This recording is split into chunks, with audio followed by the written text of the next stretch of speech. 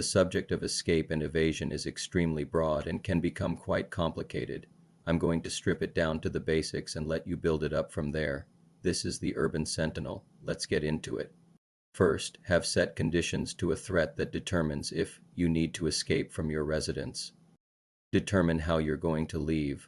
Are you traveling by your personal vehicle, public transportation, or on foot? Will you be going alone, bringing a companion such as a partner, child, parent, or friend? Or are you going to meet a group at an agreed-upon location? These decisions need to be made before trouble comes. Keep it simple. There's no need to complicate an already stressful situation. What about packing? That needs to happen before trouble comes knocking. Start with a first aid kit at minimum. That means band-aids, gauze, antiseptic wipes, meds, both prescribed and over-the-counter. You can choose to expand from there, but only if you know how to use the items. Don't forget some basic toiletries too. Food, water, clothing, and shelter are next. You'll need to decide what to bring based on the space available, how much weight you can carry, and how long you expect to be gone. Keep in mind that food and water get heavy fast.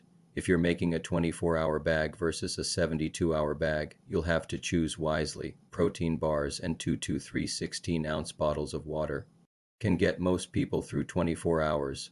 Consider mess or freeze-dried meals. A metal water bottle is good because you can boil water to drink later. Regarding water sources, always have water purification tablets and a water filter. Clothing is simple. Think weather-appropriate clothes and appropriate footwear. Sandals, Crocs, high heels, flip-flops are all bad choices. Planning for the seasonal weather is your best option. You will need to repack your go bag each season to ensure the right clothing are in the bag. Also, don't forget hats, gloves, extra socks, long pants, and long sleeve shirt. That way you can reduce abrasions and lessen skin exposure to irritants or bugs. A bandana, eyeglasses or sunglasses, a flashlight and extra batteries, a lighter, a notepad and pens, paper maps or photocopied maps, copies of personal documents and important numbers. Keep those in a watertight bag. Some type of rolled-up tarp or poncho is also good.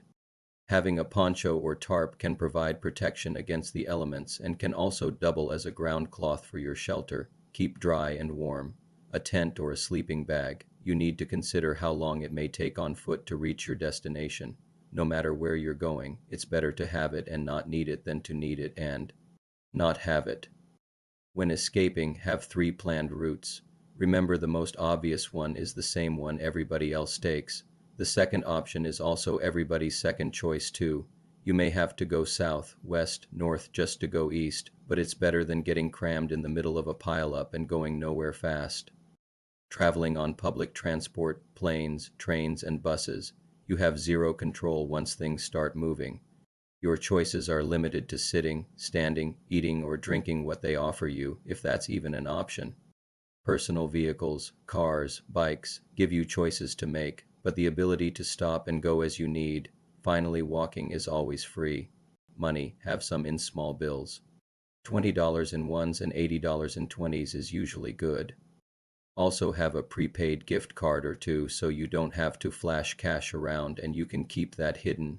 Self-defense, it's tricky. Laws may not be on your side. It's better to look like a harmless maybe than a definite threat. Crowds can provide cover to obscure you from following eyes, human or digital in some circumstances, but it can also make it difficult to know you are being followed, and crowds are just herds of human animals and herds get corralled and that doesn't end well. So pay attention to your surroundings. Information is key. A small portable radio can work, but looking and listening gives you a lot of intel also. When around people, always listen more than you talk and keep your answers short. Do not be rude, but keep it brief and to the point. When traveling, map out how far you think you can go from sunup to sundown, then account for finding or making a secure shelter just before dark. Unless you've got night vision and really want to cover ground fast, you're still safer traveling when you can see, eat and drink your rations, clean up and keep everything packed back in your bag after using it. If you have to flee quickly, you may only have the clothes on your body and your bag to grab and go. Stay off the actual roads. Stick to tree lines or move quickly from building to building. Don't loiter in the open. Move with a purpose. Imagine somebody is watching and waiting for you to be lingering in a field or parking lot before making their move. Keep your eye out for resources for scavenging to replenish what you've used. Plan ahead and make sure you can get out of any place you go into. Remember, this is just the beginning. You adapt your escape plan based upon your capabilities. Practice a dry run, even if it's just timing your initial escape and getting a few blocks away. Consider fences, bridges, tunnels, wooded parks, and parking garages.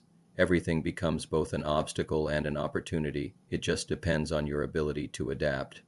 Please check this next video out. Like, comment, subscribe, and I'll catch you in the next one.